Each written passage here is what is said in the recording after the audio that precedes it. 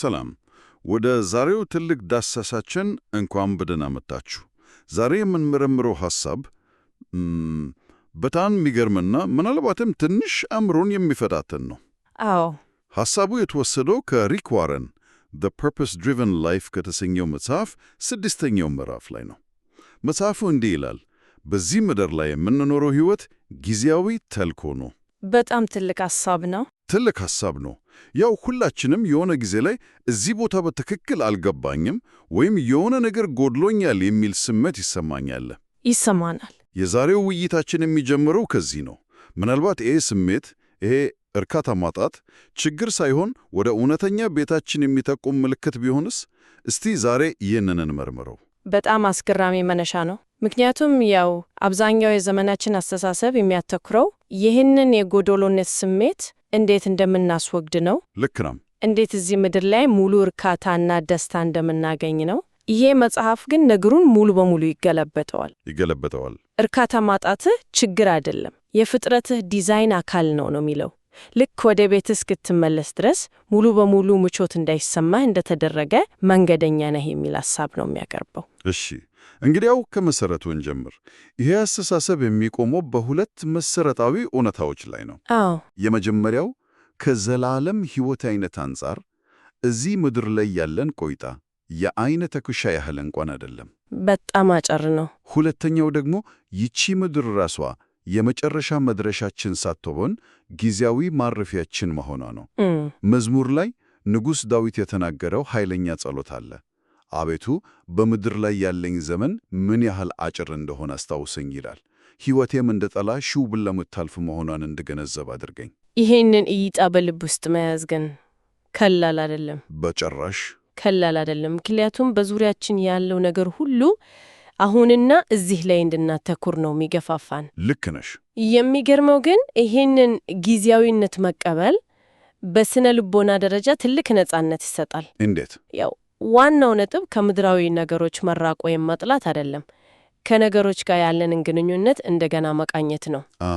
መጽሐፉም የሚለው ይሄንን ጊዜያዊነት ስንረዳ ከባለቤትነት አስተሳሰብ ወደ መጋቢነት አስተሳሰብ እንሸጋገራለን። ስቲዋርድሺፕ ወደሚባለው። በትክክል ንብረቴ፣ ዝናዬ፣ ስኬቴ ከማለት ይልቅ ባደራ የተሰጠኝ ለተወሰነ ጊዜ የምጠብቀው ነገር ነው ብለን ማሰብ እንጀምራለን። ይሄ ደግሞ ያው ነገሮችን በማጣት ከሚመጣው ፍርሃት ነፃ ያውጣናል። ይሄ የመጋቢነት ሐሳብ በጣም ወሳኝ ነው። ነገሩ ወደ ሌላ ደረጃ ነው የሚወስደው። ይህንን ደግሞ ለማስረዳት መጽሐፉ የሚጠቀመው ሌላ ዘይቤ አለ። ነገሩን የበለጠ ግልጽ ያደርገዋል። እሺ፣ የመጀመሪያው ከዘላለም ሕይወት አንጻር እዚህ ምድር ላይ ያለን ቆይታ የዓይነ ተኩሻ ያህል እንኳን አይደለም፣ በጣም አጭር ነው። ሁለተኛው ደግሞ ይቺ ምድር ራሷ የመጨረሻ መድረሻችን ሳትሆን ጊዜያዊ ማረፊያችን መሆኗ ነው። መዝሙር ላይ ንጉሥ ዳዊት የተናገረው ኃይለኛ ጸሎት አለ። አቤቱ በምድር ላይ ያለኝ ዘመን ምን ያህል አጭር እንደሆነ አስታውሰኝ ይላል። ሕይወቴም እንደ ጥላ ሽው ብላ የምታልፍ መሆኗን እንድገነዘብ አድርገኝ። ይህንን እይታ በልብ ውስጥ መያዝ ግን ቀላል አይደለም፣ በጭራሽ ቀላል አይደለም። ምክንያቱም በዙሪያችን ያለው ነገር ሁሉ አሁንና እዚህ ላይ እንድናተኩር ነው የሚገፋፋን። ልክ ነሽ። የሚገርመው ግን ይሄንን ጊዜያዊነት መቀበል በስነ ልቦና ደረጃ ትልቅ ነጻነት ይሰጣል። እንዴት? ያው ዋናው ነጥብ ከምድራዊ ነገሮች መራቅ ወይም መጥላት አይደለም፣ ከነገሮች ጋር ያለንን ግንኙነት እንደገና መቃኘት ነው። መጽሐፉ የሚለው ይሄንን ጊዜያዊነት ስንረዳ ከባለቤትነት አስተሳሰብ ወደ መጋቢነት አስተሳሰብ እንሸጋገራለን። ስቲዋርድሺፕ ወደሚባለው። በትክክል ንብረቴ፣ ዝናዬ፣ ስኬቴ ከማለት ይልቅ ባደራ የተሰጠኝ ለተወሰነ ጊዜ የምጠብቀው ነገር ነው ብለን ማሰብ እንጀምራለን። ይሄ ደግሞ ያው ነገሮችን በማጣት ከሚመጣው ፍርሃት ነፃ ያውጣናል። ይሄ የመጋቢነት ሐሳብ በጣም ወሳኝ ነው። ነገሩ ወደ ሌላ ደረጃ ነው የሚወስደው። ይህንን ደግሞ ለማስረዳት መጽሐፉ የሚጠቀመው ሌላ ዘይቤ አለ። ነገሩን የበለጠ ግልጽ ያደርገዋል። እሺ፣ ትናንትና ገበያ ሄጄ ነበር። እናም በጣም ብዙ አይነት አትክልቶችና ፍራፍሬዎች አገኘሁኝ። ቤቴ ስደርስ ሁሉንም የት እንደማስቀምጥ ግራ ገብቶኝ ነበር።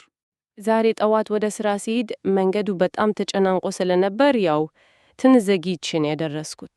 ብዙ ጊዜ እንደዚህ አይነት ነገር ያጋጥማል። እኛ በዚህ ምድር ላይ ስደተኞች፣ መንገደኞች፣ መጻተኞች፣ እንግዶችና ጎብኞች ነን ይላል። እነዚህ ቃላት ሁሉ አንድ የጋራ መልእክት አላቸው። አዎ፣ ይሄ የዘላለም ቤት አይደለም የሚል ግን እዚህ ላይ አንድ ጥያቄ ይነሳል። ይህ አስተሳሰብ ትንሽ ለብቻ የመሆን የመገለል ስሜት አይፈጥርም? ሁሌም እኔ የዚህ ቦታ ሰው አይደለሁም ያልን የምናስብ ከሆነ ከማህበረሰቡ ጋር ትርጉም ያለው ግንኙነት መገንባት ይቻላል? በጣም ወሳኝ ጥያቄ ነው እና ላዩም ብቻ ካየ ነው በትክክል ወደ ተናገርከው አይነት መገለል ሊያመራ ይችላል።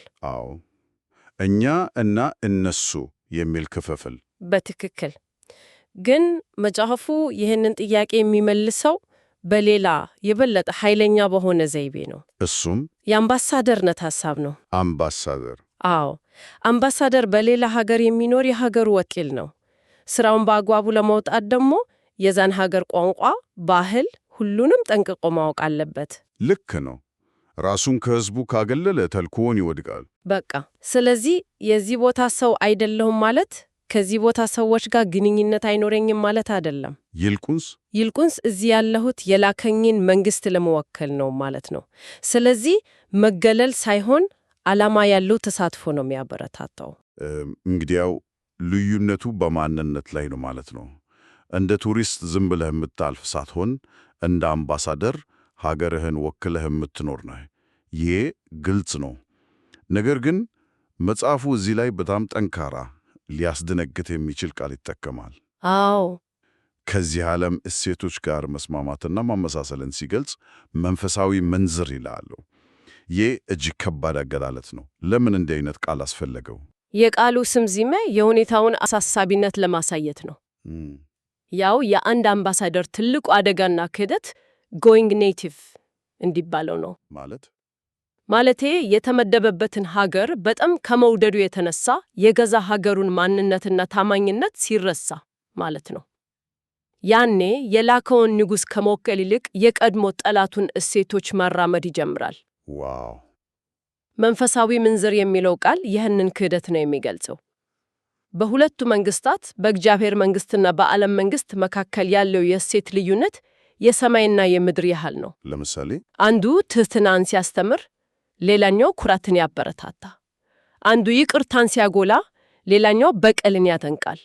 አንዱ መስጠትን ሲያክብር፣ ሌላኛው መሰብሰብን እንደ ስኬት ይቆጥራል። ስለዚህ ከዓለም እሴቶች ጋር መዳራት ማለት የላከንን ንጉሥ ክዶ ለሌላ ንጉሥ መስገድ ማለት ነው። በትክክል መልእክቱ ይህ ነው። ይህ በእርግጥም ነገሩን ግልጽ ያደርገዋል። የአምባሳደሩ ተልእኮ በባዕድ ሀገር ውስጥ ሆኖ የሀገሩን ባህልና እሴት በሕይወቱ ማሳየት እና ይሄ ደግሞ ሁልጊዜ ቀላልና ምቹ አይሆንም በጭራሽ። ይሄ ደግሞ በቀጥታ ሕይወት ለምን ፈተና እንደሆነች ወደሚገልጸው የመጽሐፉ ክፍል ይወስደናል። አዎ፣ በተለይ በዘመናችን ያለው ምቹ ሕይወት፣ መዝናኛዎች፣ ትኩረት የሚሰርቁ ነገሮች በበዙበት ሁኔታ የሕይወት ዋና ዓላማ ደስታና ምቾትን ማሳደድ እንዳልሆነ ለመርሳት በጣም ቀላል ነው። በጣም ቀላል ነው። መጽሐፉ እንደሚጠቀመው ሕይወት ፈተና፣ ባደራ የተሰጠ ነገር እና ጊዜያዊ ተልዕኮ መሆኗን ማስታወስ ከነዚህ ጊዜያዊ ነገሮች ጥገኝነት ያላቅቀናል። እና ይሄ አስተሳሰብ ለምናያቸው አስቸጋሪ ሁኔታዎችም የተለየ ማብራሪያ ይሰጠናል። በትክክል ሪክ ዋረን የሚለው ምናልባት እግዚአብሔር በዚህ ምድር ላይ ፍጹም የሆነ ምቾትና እርካታ እናናገኝ ሆን ብሎ ይፈቅድ ይሆናል። ይህ በጣም አክራሪ ሐሳብ ነው። አዎ፣ አንዳንድ ጸሎቶች ያልተመለሱ የሚመስሉት፣ አንዳንድ ሁኔታዎች ፍትሐዊ ያልሆኑ የሚመስሉት ልባችንን እዚህ ምድር ላይ እንዳናሳርፍ ለማድረግ የታሰበ መለኮታዊ አለመመቸት አካል ሊሆን ይችላል። መለኮታዊ አለመመቸት ግን እዚህ ላይ አንድ ተግባራዊ ጥያቄ አለ። አንድ ሰው በዚህ መለኮታዊ አለመመቸትና ለምሳሌ በሕክምና ሊታከም በሚገባው ድብረት ወይም መፍትሄ በሚፈልግ ማህበራዊ አናይ መካከል ያለውን ልዩነት እንዴት ሊያውቅ ይችላል? በጣም ጥሩ ጥያቄ ነው። ድንበሩ የት ነው? የአስተሳሰብ ሰዎች ለችግሮቻቸው መፍትሄ ከመፈለግ ይልቅ ይህ ከእግዚአብሔር ነው ብለው እጃቸውን አጣጥፎ እንዲቀመጡ ሊያደርጋቸው አይችልም? ይችላል። በተሳሳተ መንገድ ከተረዳ ነው በትክክል ወደ ጠቀስከው አይነት ኃላፊነትን ወደማይወስድ አመለካከት ሊመራ ይችላል። እሺ፣ ግን ዋናው ነጥብ ችግሮችን ችላ ማለት አይደለም። ልዩነቱ ያለው የመጨረሻ ተስፋችንን በምን ላይ እንደምናደርግ ነው። ክርስቲያኖች ለፍትህ እንዲታገሉ፣ የታመሙትን እንዲረዱ፣ ይህንን ሁሉ እንዲያደርጉ ይጠበቅባቸዋል። ነገር ግን ይህንን ሲያደርጉ የመጨረሻ እርካታቸው የሚመጣው የችን ምድር ገነት ከማድረግ እንዳልሆነ ይረዳዋል። ስራቸው የአምባሳደርነት ግዴታቸው አካል ነው ማለት ነው። በትክክል የላካቸውን ንጉሥ ባህሪ የሚያንጸባርቁበት መንገድ ነው። መጽሐፉ አሳ ከውሃ ውጭ ደስተኛ ሊሆን አይችልም የሚለውን ምሳሌ ይጠቀማል።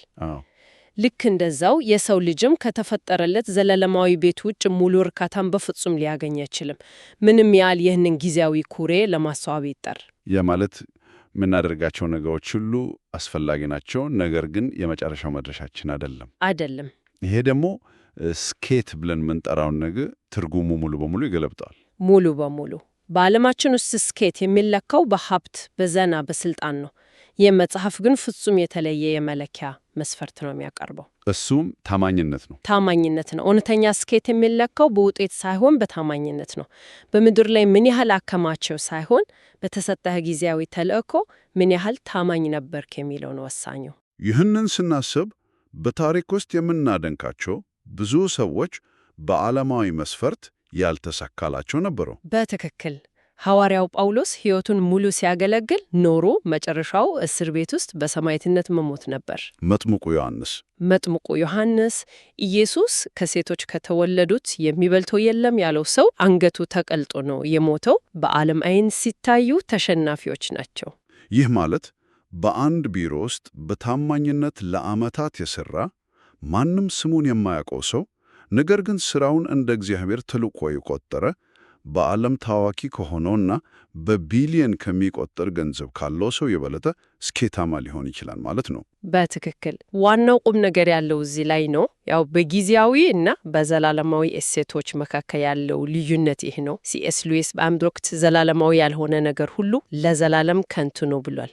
ጠንካራ አባባል ነው። በጣም የምናደርጋቸው ነገሮች በሙሉ በዘላለማዊነት መነጽር መታየት አለባቸው። በእግዚአብሔር የእምነት ጀግኖች ዝርዝር ውስጥ የሚካተቱት በታማኝነት ያገለገሉ ሰዎች ናቸው። ሽልማታቸውም በዘላለም የሚጠበቅ ነው። ይህንን ሁሉ ሐሳብ የሚያጠቃልል አንድ ልብ የሚነካ ታሪክ በመጽሐፉ መጨረሻ ላይ አለ። እሺ፣ ታሪኩ እንዲህ ነው። አንድ አረጋዊ ሚስዮናዊ ለ40 ዓመታት አፍሪካ ውስጥ ካገለገለ በኋላ ጡረታ ወጥቶ ወደ አሜሪካ በመርከብ ይመለሳል። በሚገርም አጋጣሚ በዚያው መርከብ ላይ ፕሬዝደንት ቴዲ ሩዝቬልትም ከአፍሪካ የአደን ጉዟቸው የተመለሱ ነበር። መርከቡ ኒውዮርክ ሲደርስ ለፕሬዝደንቱ ማይታመን አቀባበል ተደረገላቸው። ወታደራዊ ባንድ ይጫወታል፣ ሕዝቡ በሆታ ይቀበላል። ታላቅ ድግስ ነበር። አዎ። አረጋዊው ሚስዮናዊ ግን በማንም ሳይስተዋል ሻንጣውን ይዞ ብቻውን በጸጥታ ከመርከቡ ወረደ። ልቡ በሐዘን ተሰብሮ ጌታ ሆይ ይሄ ፍትሕ ነው ይላል። እኔ ሕይወቴን ሙሉ ላንተ ሲሰጥ ኖርክ፣ ለዚህ ሰው ይህ ሁሉ ክብር ሲሰጥ ለእኔ ግን ማንም የለም ብሎ በሹክሹክታ አመረረ። በጣም ያሳዝናል። በዚያን ጊዜ በልቡ ውስጥ ልጄ ሆይ ገና ቤት አልደረስክም የሚል ለስላሳ ድምፅ ሰማ ይባላል። ዋው! ይሄ ታሪክ በቃ የውይይታችንን ዋና ሐሳብ በሙሉ ያጠቃልላል አይደል? እውነተኛው አቀባበል፣ እውነተኛው ክብር፣ እውነተኛው ቤት ገና ወደፊት ነው የሚል ትልቅ ተስፋ ይሰጣል። ሽልማቱ የሚሰጠው በጊዜያዊው ማረፊያ ሳይሆን በዘላለማዊው መኖሪያ ነው። እና ይህ ሁሉ አልቆ መጽሐፉ የሚተወው ጥያቄ አሁንም ወሳኝ ነው። አዎ፣ ሕይወት በምድር ላይ ጊዜያዊ ተልከስ ብቻ መሆኗ አሁን በምኖርበት መንገድ ላይ ምን ለውጥ ማምጣት አለበት የሚለው ነው። ከመዘጊያ ሐሳብህ በፊት ያንን ጥያቄ ትንሽ ብናሰፋውስ? እሺ፣ እንዴት? ጥያቄው ምን ለውጥ ማምጣት አለበት ከማለት ይልቅ የመጨረሻ መድረሻዬ እዚህ እንዳልሆነ ማወቄ በዚህ ጊዜያዊ ስፍራ ያሉትን ሰዎች የበለጠ በድፍረትና በልግስና እንዳገለግል እንዴት ነፃ ያወጣኛል ብለን ብንጠይቅስ?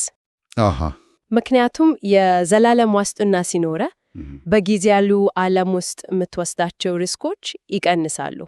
ለሌሎች ስትል ስምህን፣ ገንዘብህን ወይም ጊዜህን ብታጣ እንኳን ዘላለማዊ ርስትህ እንደተጠበቀ ታውቃለህ። በጣም ጥሩ ነጥብ ነው።